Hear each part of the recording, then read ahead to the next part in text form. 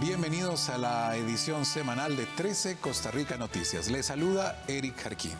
Los voy a acompañar para hacer un recorrido por todas las noticias, todo el acontecer de la semana, por supuesto aquí en Canal 13. Demoscopía publicó su más reciente encuesta sobre la intención de voto de los costarricenses de cara a las elecciones del próximo 3 de febrero. Este estudio pone por primera vez desde que iniciaron las encuestas a José María Figueres a la cabeza de la preferencia del electorado. Este coloca a Figueres del Partido Liberación Nacional en un 40,2% de intención de voto, mientras que a Rodrigo Chávez de Progreso Social Democrático tiene una intención de 38,2%. La encuesta muestra que los indecisos llegan al 11,3% y los que no votaron son un 4%. El estudio fue realizado entre el 15 y el 16 de marzo a 600 personas mediante llamada telefónica y tiene un margen de error del 4%. Una escuela de enseñanza especial en San Rafael de Oreamuno, en Cartago, fue víctima de una estafa electrónica. Los delincuentes sustrajeron 68 millones de colones de una cuenta de la Junta de Educación.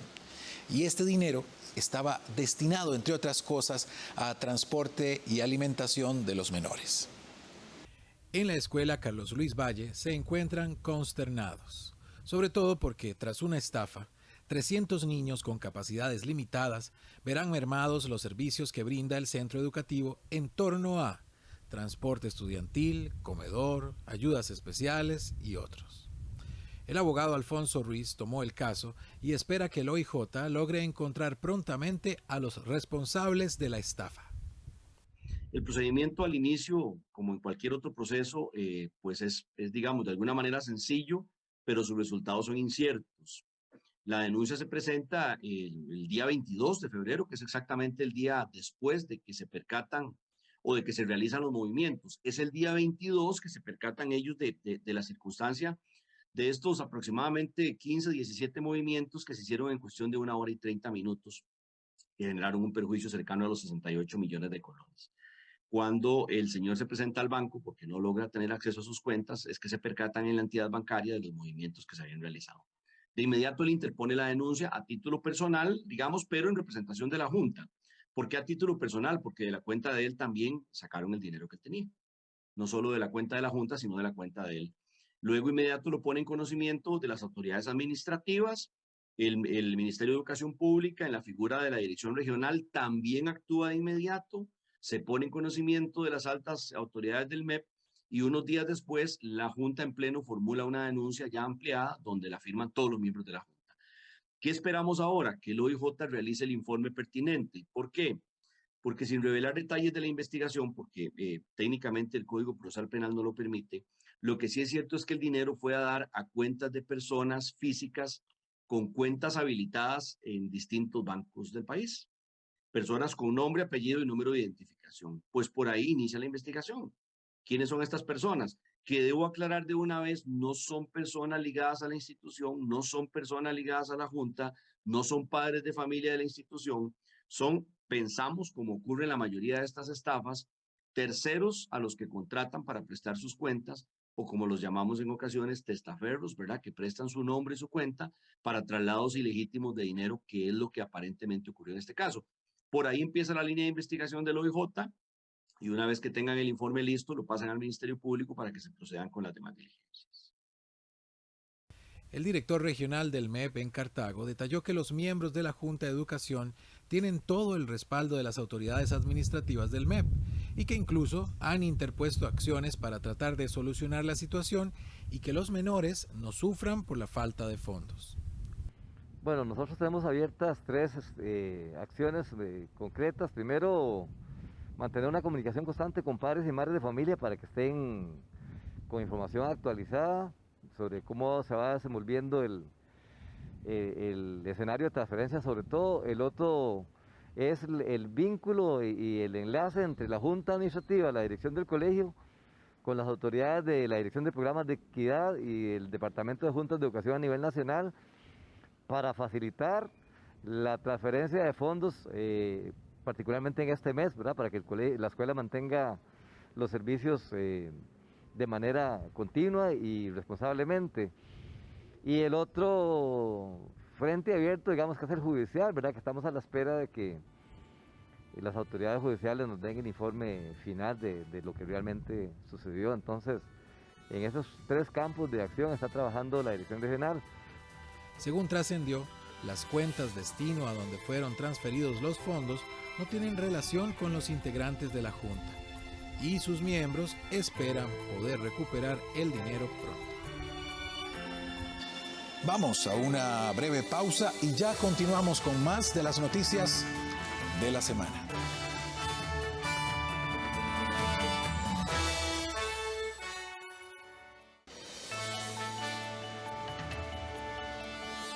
Continuamos con la edición semanal de 13 Costa Rica Noticias. El diputado Welmer Ramos presentó un proyecto de ley que pretende crear mecanismos por la vía civil para garantizar que quienes accedan a créditos tengan herramientas suficientes y efectivas para la defensa frente al cobro de intereses usureros. El diputado Welmer Ramos presentó a la corriente legislativa un proyecto de ley para la protección contra el cobro usurero. La iniciativa busca dotar de herramientas a las personas deudoras mediante la vía civil para protegerse de los cobros excesivos. El legislador indicó que a pesar de los avances logrados con la ley de usura, quedaron algunos vacíos de aplicabilidad en la vía civil. Ramos explicó que actualmente un deudor no puede alegar ante el juez que se le está cobrando una tasa de interés de usura, salvo que acuda a la vía penal o bien a un proceso civil ordinario para declarar la nulidad del contrato de crédito. El legislador argumenta que ambas opciones son caras y lentas, por lo que no ofrecen justicia pronta a las personas. Uno de los proyectos más importantes que ha aprobado esta Asamblea Legislativa fue ponerle techo a las tasas de interés. Esto es ley de usura. Sin embargo, hemos visto que esto no es suficiente para defender al consumidor financiero de estas prácticas, puesto que esta ley solo se aplica en la vía penal. Es necesario que en la vía civil el consumidor financiero tenga una opción para ir donde un juez cuando considere que las condiciones de sus contratos están violentando la ley de usura. Y esto es lo que hace un proyecto de ley que estoy presentando con el número 22.962, que además permite que en los casos de cobros judiciales el juez tenga que velar porque las tasas de interés y las cláusulas de esos contratos no contravengan lo que es la ley de usura. Ramos además indica que tampoco existe en Costa Rica una vía ágil para que un deudor pueda pedir que se revise la tasa de interés pactada y verificar si ésta se ajusta a la tasa máxima establecida por el Banco Central. La iniciativa del diputado busca la posibilidad de recurrir dentro de un proceso sumario para que se revise si la tasa de interés se adecúa al límite establecido por la ley contra la usura crediticia, así como cualquier otra condición abusiva que le pueda estar siendo aplicada. Además, modificar el Código Procesal Civil para incorporar un mecanismo de defensa específico para que el deudor sometido a un proceso pueda solicitar al juez las mismas valoraciones sobre la tasa de interés que en la ley de usura. El ciudadano costarricense está altamente endeudado a nivel privado, no solo con tarjetas de crédito, sino también con activos. Hay en Costa Rica 1,5 millones de personas que no tienen acceso al crédito porque no tienen currículo crediticio. Muchos de ellos fue parte del impacto del COVID, los cuales quedaron totalmente desprotegidos. Este sector va específicamente al mercado informal, es decir, donde están los prestamistas y financieras no reguladas, donde ahí pagan un alto nivel de usura. Es decir, que la propuesta de un diputado de llevar a rellenar los vacíos legales que tiene la ley de usura logra atenuar, es decir, a disminuir el tema de la usura, sin embargo no va a solucionar el problema. ¿Por qué? Porque hay aspectos legales que duran mucho tiempo. El consumidor, por lo general, si va a ir a un tema legal a defender sus derechos, eso se lleva más de 6 meses y usted con 3 meses automáticamente está en cobro judicial. Actualmente hay más de 800,000 casos de cobros judiciales en los tribunales. Los efectos de la pandemia y el constante aumento en los precios de los combustibles ya pasan factura a los empresarios de autobuses. Según datos del Consejo de Transporte Público, más de 50 rutas del país están en abandono y esta semana 3 empresas devolvieron su concesión. La Cámara Nacional de Transportes ha venido advirtiendo de la difícil situación que enfrenta el sector de transporte público producto de las afectaciones por la pandemia, donde un reciente informe del Consejo de Transporte Público revela que más de 50 rutas están en abandono. Esta situación se agrava por los incrementos en el combustible. Precisamente el pasado miércoles una empresa más tuvo que devolver su concesión. Se trata de Autotransportes Corales, que daba servicio en la ruta 723 en la provincia de Limón, y se espera que este viernes 2 compañías más tomen la misma decisión. Hace algunos días la Cámara Nacional de Transportes manifestó que si los precios de los combustibles siguen en aumento, la situación se hará insostenible, tanto para los empresarios como para la población que utiliza el servicio, ya que la única alternativa será aumentar las tarifas de autobús. El mensaje también ha sido apoyado por otros sectores del gremio. Tenemos casos específicos como la empresa Transportes Aguilar Cruz, de la ruta 171 y 198 en Puriscal, la ruta 318 en Eladio Abarca, que está a próximos días, el día de mañana, de firmar la renuncia, porque las situaciones que hoy acogen y sufrimos los empresarios en general es con un costo muy alto y no da más. Tienen una serie de obligaciones que deben de responder, como son las obligaciones patronales que tienen y han debido de generar y realizar arreglos con cada uno de ellos para cumplir con estos pagos propios de la operación en el tiempo laborado. La Cámara Nacional de Transportes, así como los empresarios, hacen un llamado al gobierno para que tome las medidas y acciones necesarias para garantizar que la continuidad del servicio público de autobús no se vea afectada. Cerca del 56% de la población costarricense utiliza este servicio para movilizarse. La baja demanda, los altos costos de operación, cánones, seguros, obligaciones con la Caja del Seguro Social, el combustible, el poco auxilio del gobierno dio y da la continuidad de renuncias, que ya son muchas, y eso es preocupante, porque ya podríamos decir que el sector del transporte público está ya en una quiebra técnica digno de atención urgente. Algunas de las empresas que han tenido que cerrar sus puertas eran de Palmares, Turrubares, Río Cuarto, Toro Amarillo, Puerto Jiménez, Nicoya, Avangares, Monteverde, Ciudad Quesada, Pocosol, Upala, entre otros.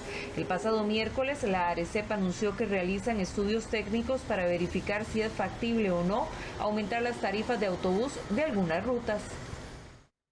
Los cuestionarios con preguntas sensibles en las pruebas Faro y el contenido sexual explícito en una revista digital son la mayor motivación del candidato del Partido Progreso Social Democrático, Rodrigo Chávez.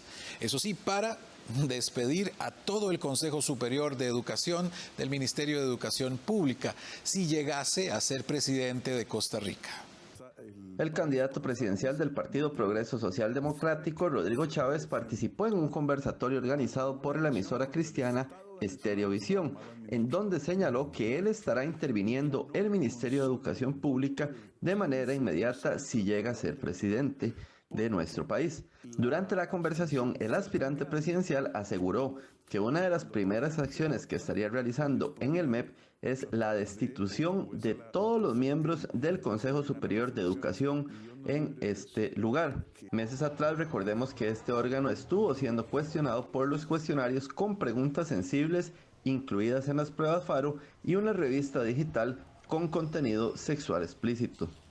Parte de la intervención que yo voy a hacer en el MEP, si Dios permite que yo llegue a ser presidente, es buscar todos los mecanismos legales para destituir a todos los miembros que están hoy sentados en el Consejo Superior de Educación de Costa Rica. Entonces, ya yo pedí a abogados que están trabajando con el equipo de transición, porque es muy probable lleguemos a ser gobierno, si Dios lo permite, los mecanismos legales para destituir a todo el Consejo Superior de Educación y reemplazarlo con gente que no sea de ocurrencias, que entienda los procesos educativos como procesos de formación de capital humano y que no trate de vender ideologías extrañas a los valores de los costarricenses. En cuanto a la ideología de género, Chávez explicó que garantiza a los costarricenses que las instituciones públicas no serán para promover ideologías del mundo ajenas a la identidad de los costarricenses. Además, el candidato explicó que por esa razón no firmó la carta del INAMU por un inciso que está relacionado con el tema del aborto. Mire, yo lo que le puedo garantizar a quienes nos ven es que bajo una administración de Rodrigo Chávez, si Dios lo permite, no se pueden utilizar las instituciones públicas para promover ideologías y visiones del mundo que sean contrarias a los valores costarricenses. Porque ahí decía, vamos a educar a nuestras hijas diciendo que la salud física depende de o requiere de poderse hacer un aborto si la muchacha tiene un conflicto emocional con eso. Y que hay que educar a los niños para que ellos sepan que el género es fluido. Usted puede escoger y puede experimentar. Así lo dice la carta del INAMU. Y me ha llovido por eso. Ahora van a decir que soy un misógino, que soy un machista. Días atrás, el aspirante presidencial del Partido Progreso Social Democrático también se reunió con los obispos de la Conferencia Episcopal. Llegó el momento de una nueva pausa. Ya pronto regresamos con más Noticias Semanal.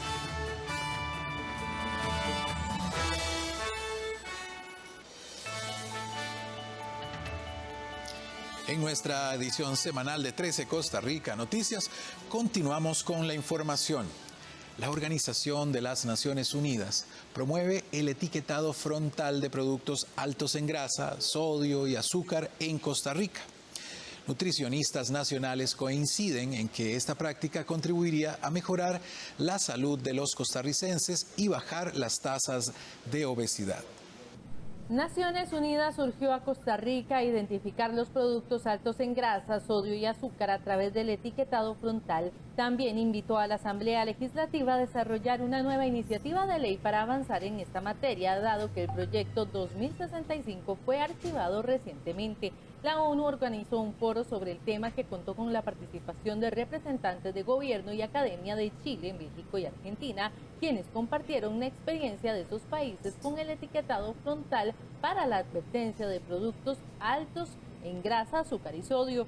En estos países de América Latina esto ha dado sus buenos resultados, como por ejemplo en México, que desde que se adoptó esta práctica, la compra de bebidas azucaradas por parte de adolescentes y adultos se redujo en un 48%, mientras que la compra de dulces, chocolates y postres se redujo en un 41%. Además, el 72% de las personas encuestadas consideró que las etiquetas frontales son útiles para tomar decisiones sobre lo que consumen.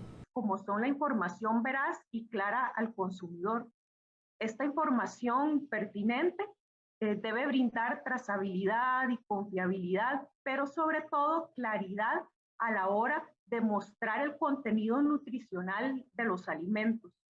En este contexto, ¿verdad? En este sentido, el etiquetado nutricional frontal es clave, ya que también se ha demostrado que es uno de los métodos más efectivos para informar a las personas sobre el contenido de los alimentos preempacados.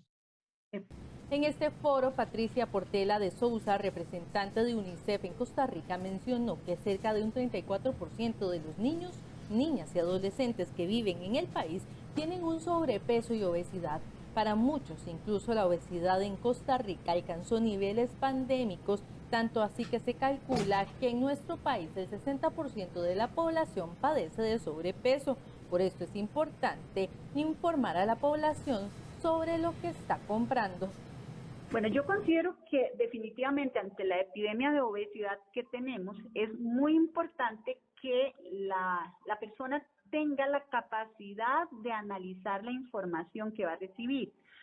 Entonces, para mí es vital, por ejemplo, que se traduzca esa tabla de contenido calórico para el paciente, porque muchas personas no saben cómo analizar una tabla de contenido calórico. Entonces, puede que le estén poniendo la información, que ya es un gran paso y es un adelanto ante el bombardeo de comidas perjudiciales que tenemos en el mercado, pero también es importante que el paciente pueda aprender a interpretar realmente lo que dice esa tabla. Sí, que sea frontal, que sea en letras leíbles, porque ya muchas personas no logran ver aquellos numeritos tan chiquititos que traen algunas tablas de contenido calórico. Bueno, el etiquetado frontal es ante todo una triada que inmiscuye al consumidor, a la industria y al Estado, porque va a empoderar al consumidor si tiene una orientación adecuada para seleccionar los alimentos que compra y que son alimentos procesados, ¿verdad? Porque el asunto es el alimento que ya recibió alguna modificación a nivel industrial. Por otro lado, la industria es una forma de incentivar a la industria para que produzca alimentos saludables, entonces reformulen productos que están en algunos nutrientes, en algunos aspectos, con niveles altos que no benefician la salud, por ejemplo el sodio. Y también inmiscuye al Estado porque este etiquetado frontal puede llegar a ser una política de salud pública para evitar enfermedades cardiovasculares. De acuerdo con el asesor en nutrición y actividad física de la OMS, Fabio Gómez, y datos del 2019 reflejan que el 44% de las muertes en Costa Rica están asociadas a 3 factores de riesgo relacionados con hábitos alimenticios como la glucosa elevada, hipertensión, sobrepeso u obesidad. La Comisión Nacional de Vacunación y Epidemiología estableció que el esquema de vacunación contra la COVID-19 es de 3 dosis para mayores de 12 años. Por esto, hacen el llamado a las personas a acercarse a los centros de vacunación o bien realizar la cita en línea para completar esquemas. A partir de ahora, las 3 inmunizaciones disponibles serán parte del esquema de vacunas COVID-19, 2 de esquema básico y 1 de refuerzo 4 meses después de la segunda dosis. Si usted desea obtener la inmunización en alguno de los 37 vacunatorios por cita en línea, puede accesar a la página vacunacovid.ccss.sa.cr y seguir los pasos. Por ejemplo, hay citas disponibles en lugares como Carmen de Montes de Oca, Coronado, Desamparado, Santa Ana, Alajuela Norte, entre otros. Según datos de la Caja, hay 2.750 citas disponibles hasta este jueves. La doctora Diana Paniagua hizo un llamado a la población que no se ha vacunado o bien que tiene pendiente la segunda o tercera dosis para que se acerquen a los puntos de vacunación. Los puestos participantes pueden localizarse utilizando la expresión Centro de Vacunación COVID en el buscador de la aplicación Waze. 4 meses de aplicada la segunda dosis y tienen pendiente la tercera dosis. En este momento, la Caja cuenta con vacunas suficientes para las personas mayores de 12 años que soliciten este refuerzo en los vacunatorios habilitados en todo el país y de esta forma se completa el esquema de vacunación. De igual manera, se hace un llamado a la población que aún no ha iniciado el esquema de inmunización o que tiene pendiente la segunda dosis para que también se acerquen a los puntos de vacunación. Para mayor facilidad, nuestros equipos vacunadores están visitando empresas, algunas comunidades, están realizando barridos casa a casa y también contamos con vacunatorios con lugares fijos, además de 37 establecimientos de salud que cuentan con la posibilidad de sacar cita por medio de la página web.